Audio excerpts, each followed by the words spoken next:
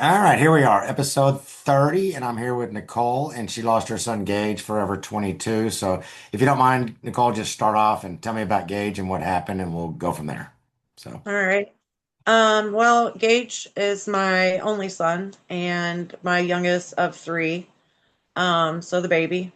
And he was living in Bloomington, Illinois.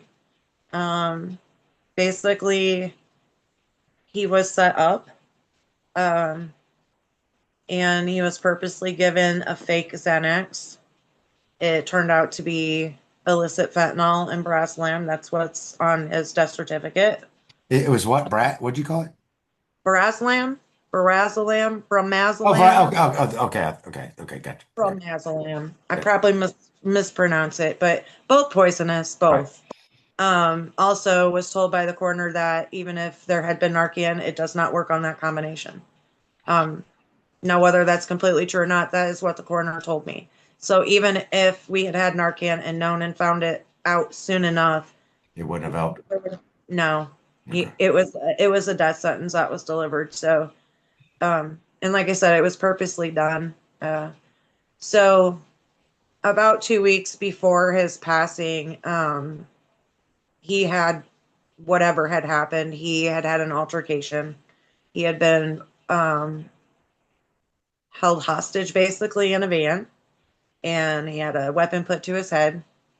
And they basically tried robbing him. Somehow he got away from that, got out of the vehicle, had the sense of mind to grab his cell phone and start recording a video. I have that evidence. That's part of the evidence that I uncovered before detectives, like they haven't uncovered anything. Um, it's been from me and his ex girlfriend putting ourselves in harm's way. But yeah, so he was right mind. He decided to start recording a video, and so basically the other party realized at this point that he started recording a video, and you clear as day hear him say, I have a pipe. And, my son kept telling him, pull it out on me again like you did in the van. And I mean, you could just tell it was something that just didn't feel right off all the way around. So my son was scared. I mean, obviously. So he had been barricading his doors in the apartment he was living at, and which was his grandmother's apartment of 20 years. So he essentially grew up in that apartment pretty much. Um, with visits, I should say, because their father was absent. So it was supervised visits by the grandmother. But so he had the doors barricaded. He had met a new girl.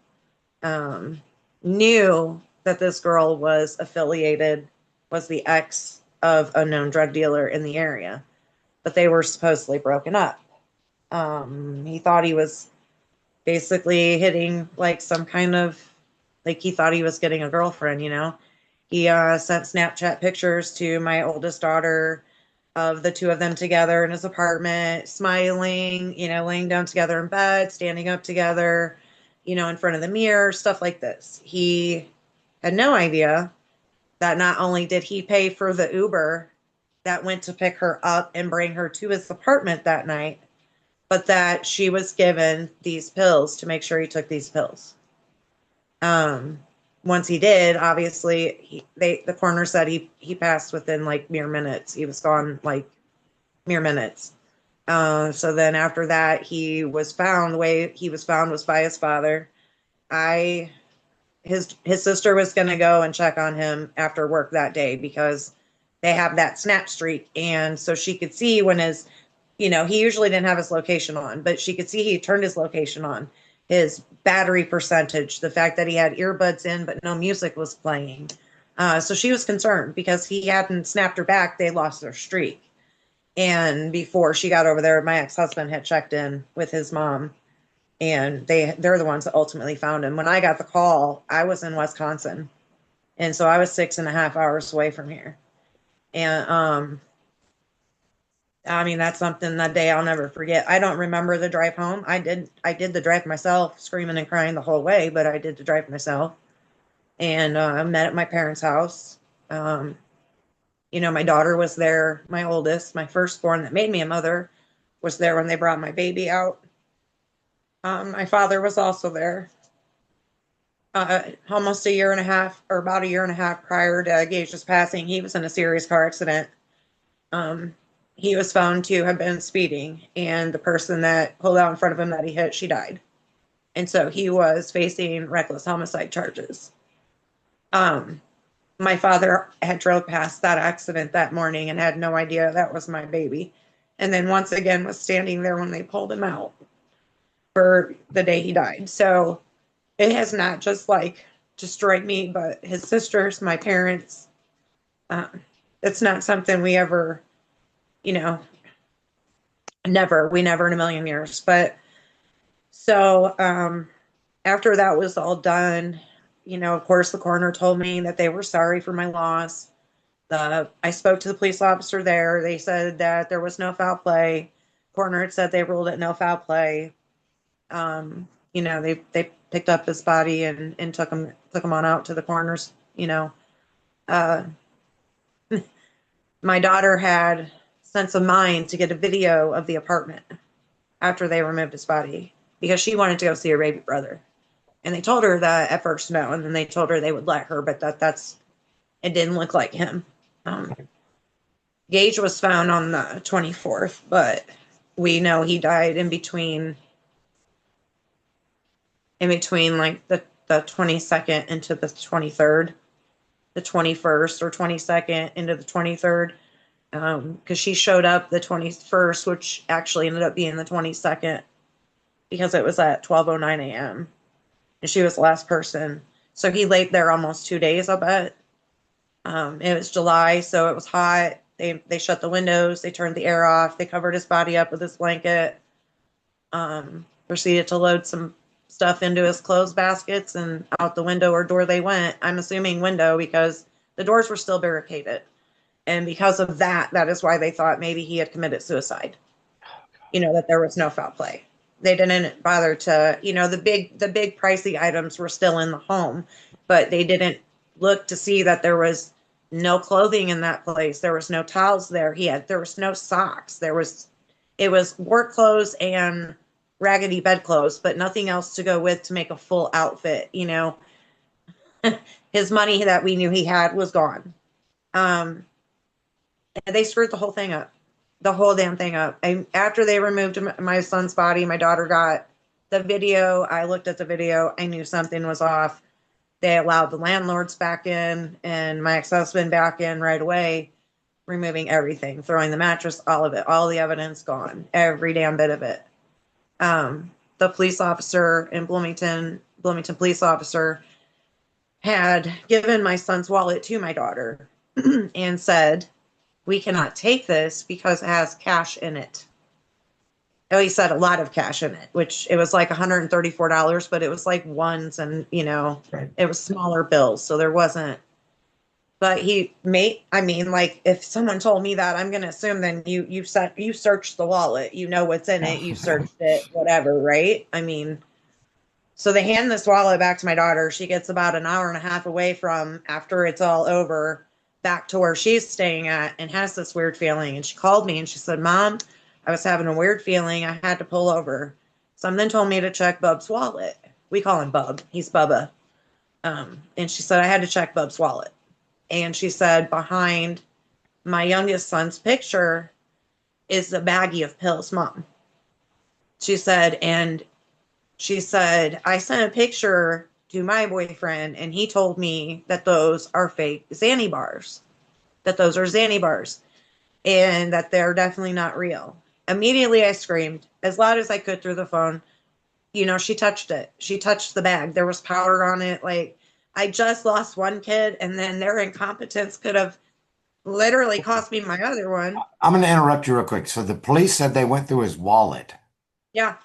and they knew how Yep. much money was in there. They knew that it was just ones, $130, but Yep. they didn't find a baggie of pills in the No, wallet. sir.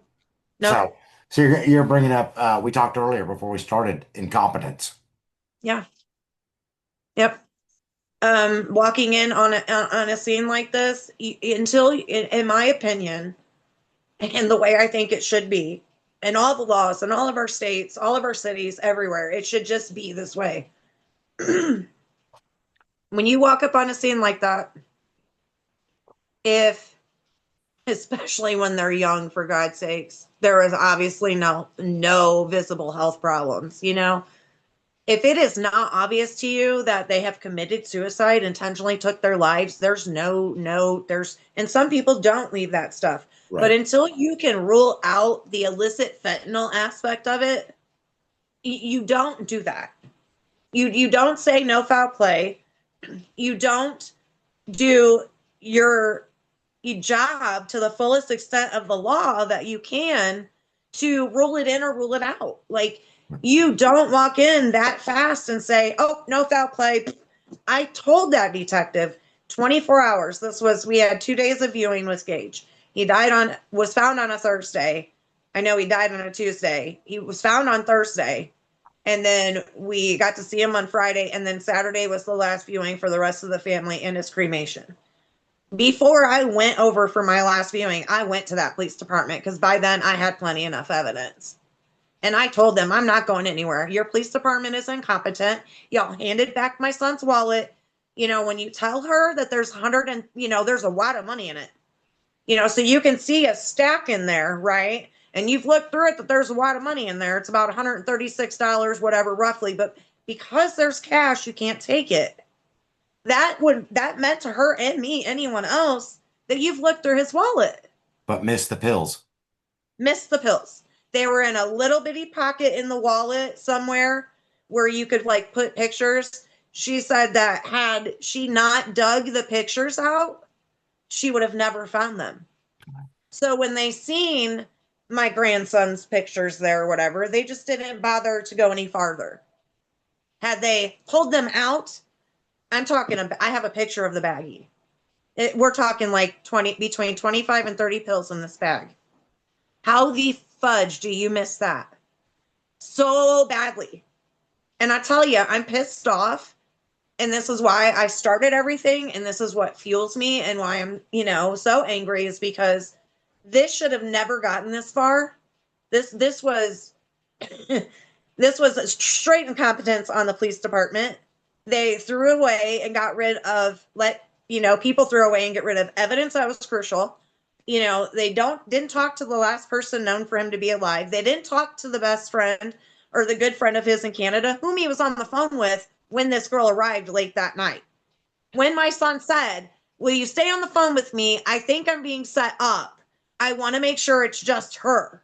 Right. So he did just that. He says, "Well, it's just her, bro. I think I'll be okay. I'll call you back when she leaves." He never got that call. Well, He gets, from us that Gage has passed away. But I mean, for them to actually, and I've heard hundreds and hundreds of stories. I did Amanda last night, and the stories of incompetence I have yeah, heard. For them to miss that in a wallet, I mean, yeah, if I had an 8 ball of cocaine in my wallet, or whatever, that would have been common sense. They would have seen that. I mean, I don't know how they could miss it. It has to be incompetence. I'm not gonna, don't know. but I'm not I mean, bashing police force. I'm not bashing law enforcement. There's people that just don't get it. And the sad no, thing is Gage died, what, 14 months ago, was yeah, it? So, yep, so it's not like they didn't know about the fentanyl issue. I no, get it. 5 years ago when my son died, and when I started getting right, calls from parents, like, seems like one of yep, these fentanyl things. We don't know if it's yep. whatever. No, it's that's incompetence. What have Well, you? and that's why I'm so angry is because all of the ones prior to me, all of you guys have been the veterans of this that have tried and worked so hard and tirelessly to get these laws changed, to get something done. And here I'm sitting with my son's death certificate that lists 2 poisons, and it says accidental overdose. Oh, it says accidental. Accidental. Okay, so Yes. so Yep. Illinois does not have a murder charge. Am I guessing that? There's right now there is, and that's the other part of it. I don't know. The Okay. detective is no longer even keeping in contact with me at this point. Is I there have called any? both messages. I'm worried they've closed his case, and they don't even have the cojones to own up to the fact they've done that as Okay. well. Okay. Well, I've learned one thing in all of this is that and we talked about this earlier, laws aren't going to make a difference. No, they're And a piece of paper. yeah, and prosecutors, law enforcement agencies, all good people that I've worked with over 5 years, they have all said the same thing. We can't arrest our way out of this. We can't prosecute our way out of this. What does it take? It takes somebody like Nicole, like the rest of the family members that are going to get out there and spread the awareness because we're the only ones that are going to save lives. I mean, I know. nobody else is going to save lives. Yes, there's going No. to be glitches in the system of law enforcement. Um, but, so you're out there trying to. I love that you're sharing your story, and hopefully, one police officer, maybe one detective, one person will sit there and say, I watched this video, and now I need to look a little harder because I don't want to Yeah. be the incompetent police officer. I Yeah. don't want to say they're incompetent. Maybe they're not knowledgeable enough about it. I Yeah. don't know. I mean, and they may not be like when it comes down to it, are they, when they're going through police force academy, is this in their training now? No, Do they know to, you know what I mean? And like why aren't these things in place of this? And no, we can't force addicts to get help, but right. why aren't there more places then that are available for them to try to go get help? You know what I mean? Like the stigmas on addiction and mental health and whatever, all of those things. And I mean, like we discussed, the gateway drug to all of these other drugs and substances is either a trauma or depression, mental illness. Something has happened there, and they're looking a way to numb those feelings instead Right. of dealing with them. Yeah. You know, it's That's just, I mean, I'm not so sure it can be maybe an incompetence if they're not being trained on these things. well, But I'll tell you exactly what I think, and I'm not a smart person, but I can tell you what I think. I've been in the medical industry for, in fact, on October 27th, it'll be 30 years. My son's birthday. He would have been 30 years old. Same week he was born, same week I started in the medical industry. And I've talked to many physicians in 30 years.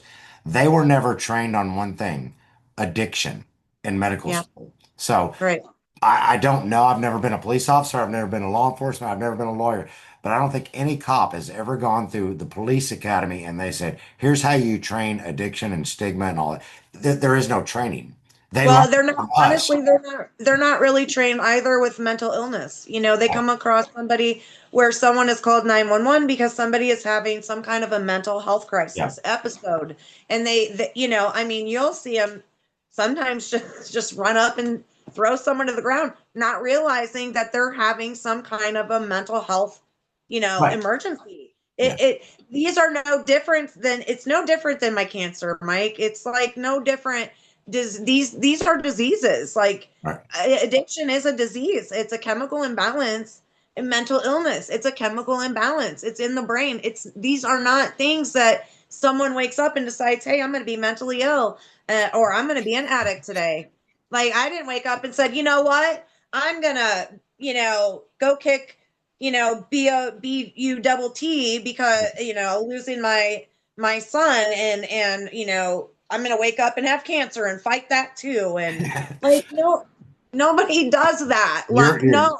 I'm glad you said that because I know that I talk every time when I talk at a school, I always say to the students, I said, please raise your hand if you want to grow up and be an addict. Right. And you've made That's that choice. Nobody makes that choice. And it no. comes from my point of view, addiction comes from a few things. Pain pills, it comes from you have an operation, you get hooked on pain pills. The doctor gives you a Yep. painkiller, a pain Yep. pill, and you get addicted. That's common Yep. sense. Yeah, you can become addicted to it. Other thing is peer pressure. Yep. Another thing is peer pressure. I mean, peer pressure, or you know what? You talked about mental health and whatever it is. But I even say to the point, you don't have to be diagnosed with mental health. It can No. be a simple thing of a trauma, a certain Yep. event. COVID Yep. happened. Most of our deaths of fentanyl happened in 21 and 22. Yep. What happened Well, after everything got COVID? shut down. What is everyone supposed to do? Yeah, I was depressed. I was isolated. Right. When And Preston died, Everybody right. told everybody told me, "Hey, your son's dead. Get on antidepressants." I said, "I'm not clinically depressed. I'm depressed because my son died. I don't need to be Right. put on a pill." And Right. so but I don't believe that police officers are trained in that way. I don't blame them, but they're just not trained. I mean, when I Right. first started this, I got calls from parents and they said, "Hey, all the police officer said was, when they showed up and my child was found dead in the bed, is it seems like one of these fentanyl issues. Were they trained to even talk to the parents about it? No, they don't know what to say. Do I blame them? No. But with this issue, that's total incompetence. How do you Yeah. miss a bag of pills in a wallet and you know how many dollars are in the wallet? I That don't know. And even funnier is they had supposedly found an envelope, which there was only one cup on his nightside bed table. So it's not as we don't really know if he took them willingly or if right, because there was an envelope found that they were crushed. There was some white powder crushed up, which if, obviously they were white Xanny bars, fake ones. So being ground up like that, I don't know if they put it in his drink, if he took it willing. We don't know. They didn't investigate that to find the hell out, you know. But they took that. They released. They gave the wallet back immediately, containing these pills that were hidden in his wallet that killed him, and to my daughter. And then, like I said, they let everybody just a muck of the scene, throw everything out right away, and declared no foul play without ever even investigating it, like simply because he had the doors barricaded, because 14 days before, or 10 to 14 days before that, he had a gun put to his head. And and he lives in a not so great area. Bloomington Normal is like little Chicago. It's getting bad. I mean, what did you think? That he's, because he barricaded his doors, it meant, what, since this stuff started, like that's how I am. There's cameras galore in this. I had to learn how to shoot a gun. I had to get my FOID and my gun license or whatever, and get a weapon that I keep locked up and safe. But cameras on every window and door. I only have one door, and there's a chair that goes in front of that sucker because I don't know. These people know that I know. They right. know I know, and they know I'm not going to stop. I'm not going to stop. I'm not going anywhere. This was not okay. This was not like you are a dealer and you didn't know that your stuff contained it. No, no, no. He knows. I have evidence that he knows what he's doing. He gloats about it. um no. And these young girls, he literally sends them to do this stuff and then rob these guys. And it would have been bad enough as it was, had it been him and a friend, or had he just gotten an order, just decided to get something from somebody and then go home and do this. Had it not been somebody deliberately sent to him to make sure that this was the outcome, that would have been bad enough. But then everything I found out 24 hours within his, finding him gone, like it's just, it's mind blowing. Like, and they took the envelope. Didn't take the wallet, but they took the envelope that had the powder in it. Then they took his cell phones. But you've only got a warrant for a Snapchat. Claims there's nothing on that Snapchat that would say anything about where this came from. And now the phone's still sitting for 14 months. You keep telling me it's on some damn program at your local police department. That is supposed to be sent off. My son was poisoned with illicit fentanyl. That is a homicide, sir. That is not an accidental overdose. He did not overdose on straight up Xanax or heroin or an opioid or meth or any of that. This is his death directly is because of illicit fentanyl. And Like, it makes perfect sense because first off, I don't think there was somebody that I don't when he leaves drugs behind, if there was somebody there, they would have taken those drugs and said, "Hey, I'm going to take the evidence." He right, basically he took a pill and he didn't overdose, or he would have taken all of them. He was right. poisoned. That's the whole fact of it. I'm no Perry Mason or And I don't, like I said, some of the things that Gage did, like I said, with those things that happened prior to him, passing away and everything, he kind of left those little breadcrumbs. yeah. And as a mom, like I said, I knew, and I said something is just not right. Like, somebody did this. Like, the first thing I said to that detective after I told him that his police officers screwed everything up, and that any bit of fingerprints or evidence that we did have is gone. It's gone. Like, track down this stuff. I have videos of them wearing his clothes that were stolen from his home. I have, like, so much. And I literally, like, I told him, I was like, you have all of this. I'm giving you this. Like, I get all of this is like mainly circumstantial, but it's like your incompetent police officers totally botched this up. And I get now it's going to be uber hard for you to figure this out, but you've got to do something. Like, this was purposely done.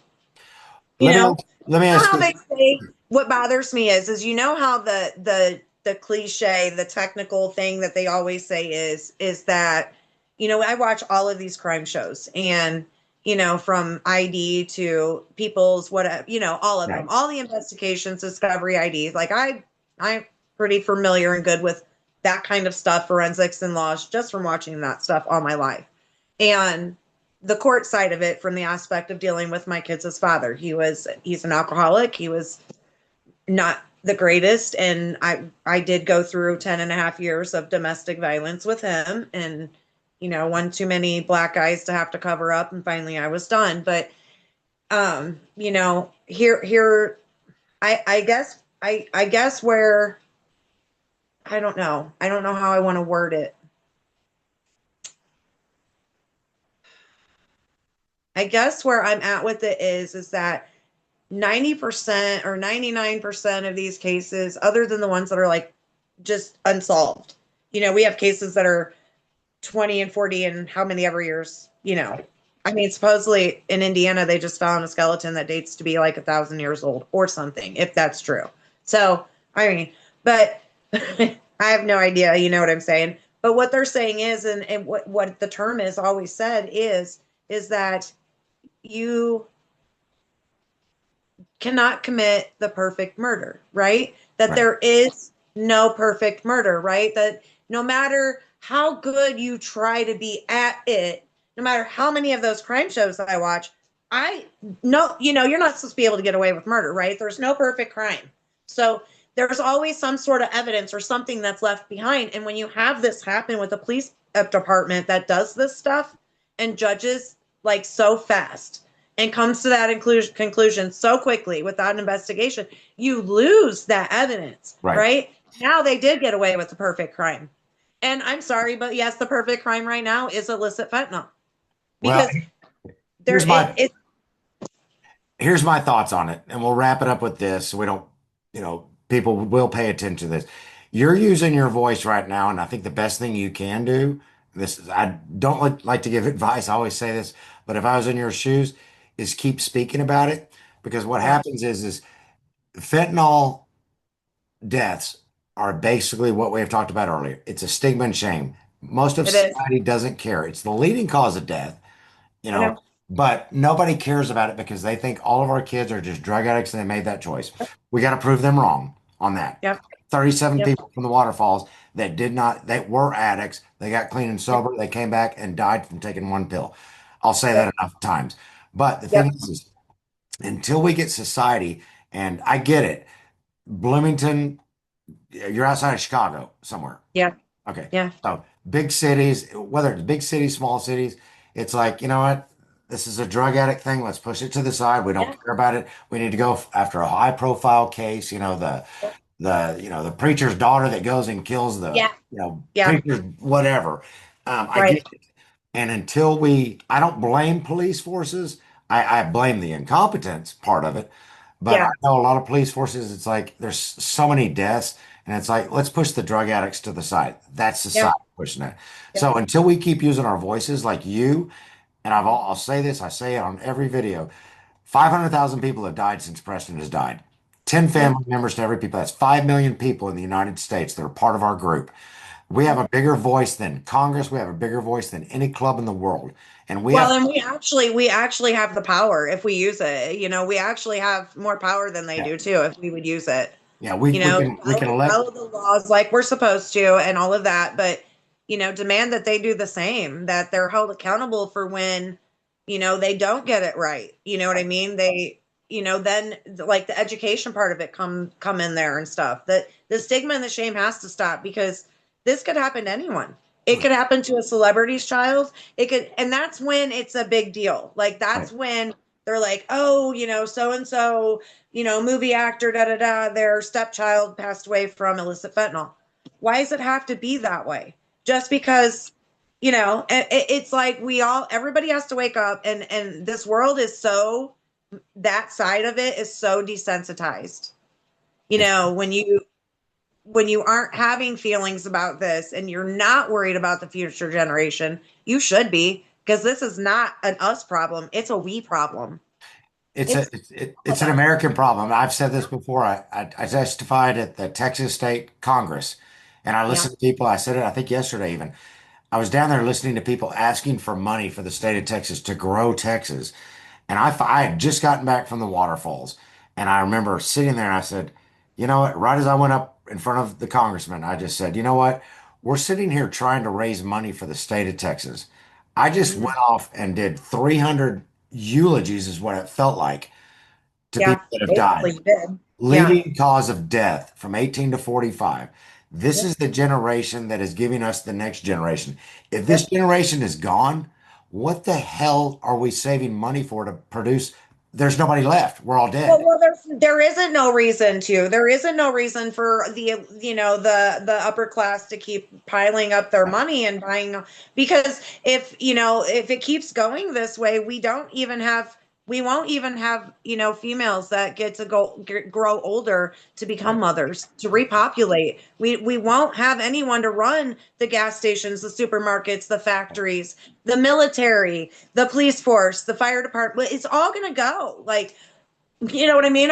There's going to be so many of us that are older now that are going to have to come out of retirement just to, and then we're going to be having to put kids to work at 12 and 13 because of this huge gap. Like, it is an everyone problem. This is not, it doesn't discriminate. It doesn't matter if you're rich, you're poor, you're white, you're of color, you have, what religion it doesn't care. It does not care.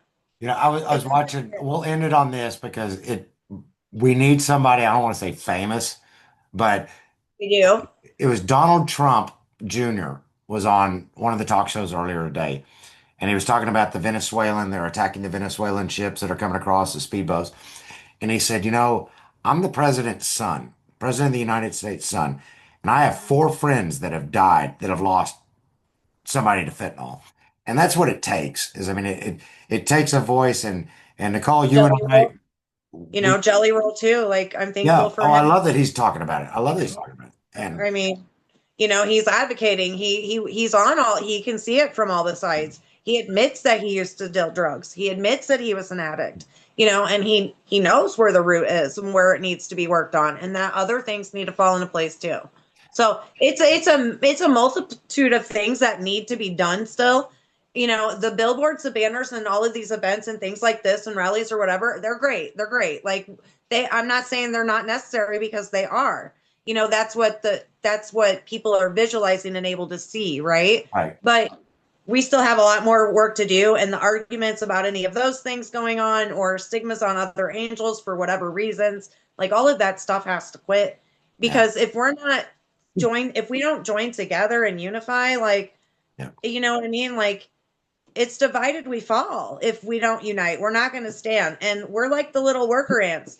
Little worker ants can get together and take down carcasses, big ones. You know what I mean? Like, but it takes all of us. The biggest thing that I will ever say is I've you're very correct. We can do the billboards, the posters, the whatever, and I think that's great. It shows awareness, and it's Yep. sometimes I look at billboards Preston has been on. I'm looking at it, and I'm saying, well, there's a bunch of dead kids. I look at it that way. What's the Yep. story? The most big, and I've done the waterfalls, I've done the national parks, I've done TV, whatever it is. I don't even think that matters. I said what matters to me is that if I leave here tomorrow and go to work and I've got a car magnet on my car that says Forever Preston 25 and I'm at a Right. gas station and somebody says, "What's that all about?" And I have a Right. conversation one-on-one with somebody, that saves a life right there. Not me doing the national parks or the waterfalls or doing a Yep. billboard. It's having a Yep. one-on-one conversation. No, and Gage's World, not one more, I'm a small group. We're small. It's private, a private group too. Like, so that way we can err on the safety side with some of us that have open cases. Because nobody does know, there isn't no one really that knows where I live. Those things they don't know what the other kids look like, or where they reside. They're long out away from here, because of some of the death threats that, I've received. So, Well, it's so the perfect point because I never met you before, and I've seen no, Gage's picture. I've known Gage for a year and a half now. I've seen his right. picture everywhere. I know who he is, but I never Yeah, knew his story until I right, talked to you. Now it makes right. a difference. And you going out tomorrow, whether you go to, I've always said I did a Taco Bell before. I've done everything where I talk to somebody, wherever it is, Right. you walk out and you tell somebody about Gage, and that Yeah. saves a life. That's how it makes a difference. Well, and at my oncology appointment, I had a whole room full of, ladies and gentlemen, and just one seeing my shirt and my Yeah. tattoo. What's that about? Yeah. And of course I get up, I tell a story, but I mean, of course I still get upset. Like I said, I'm only 14 months out. I don't think I've actually really properly grieved Gage yet. I think I got angry pretty fast, and then I had to become this investigator, you know, so, I think, and then I had to get myself established. I had to get a story out there. If Illinois wasn't going to listen to me as one voice, well, then fine. I'm going to get a whole crew behind me. Watch. I'm not the only one. I'm not the only victim. My son's not the only victim. There's many more that look like me, talk like me, walk like him, talk like him. You know what I mean? So I just did one video is all I did. And I can't even watch it, because I can see how bad it was getting for me or whatever. But I was bound and determined that, I was going to make something and I was going to get his story around. I was going to try to help other people too. I was going to try to be there for my sisters whom I love to death, and brothers. Like we're the only ones that know what each other are Right. going through. There are ones that have no clue. They have lost a child maybe, but not this way. So, child loss is child loss. We all know what it is if we've lost a child. It Exactly. doesn't matter really in the way, but Do me a favor, Nicole. First off, I pray for good healing with your condition, with what's going on personally. thank And you. I'm glad you said that, whether you're sitting in the infusion room at the chemo center, wherever it is, talk about it. Yep. I do it every day. And I actually went to a Subway in a whole completely different town. I'm not kidding. It's probably 40 minutes away from where I live. yeah, And I commented on the girl's tattoos and I'm like, "Oh, I love your tattoos, your ink." And she says, "Oh, I love yours too." She's like, "Wait, what does that say?" And as soon as she saw Gage's World 999, she goes, "I've seen that on Facebook." She was like, "So what is that about?" And I told her, I said, "Well, Gage is my son. He was, poisoned by illicit fentanyl, and it's in everything." And I think I scared her a little yeah, bit. Like she just, I'm not. It was immediately like a thing of, well, I'm not gonna share my vape. Like I'm not smoking no vapes with nobody. I'm not smoking. Like I'm not. I'm gonna watch my drink better. You know, I mean, so hey, and if it, wasn't anything that she was going through or dealing with, maybe she knew somebody that was, yeah. and she's gonna tell him, "Hey, I met the lady today. I met that mom. I met Gage's mom." Like it's so sad, like what's going on, and none of us really know about it. The other thing is there's just nothing worth nothing on these TVs for PSAs.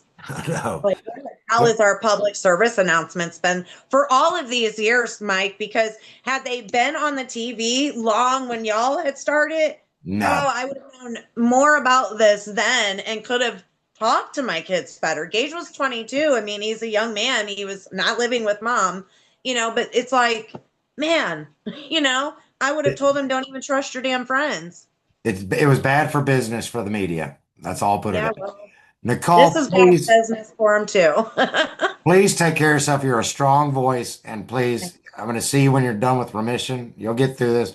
We've been through Yeah. it. So Oh, stay yeah. strong, and I appreciate you coming on. I really do. I Well, love it. So thank th- you. Thank you for having me on, Mike, and thank you for everything that you do and all the awareness you spread.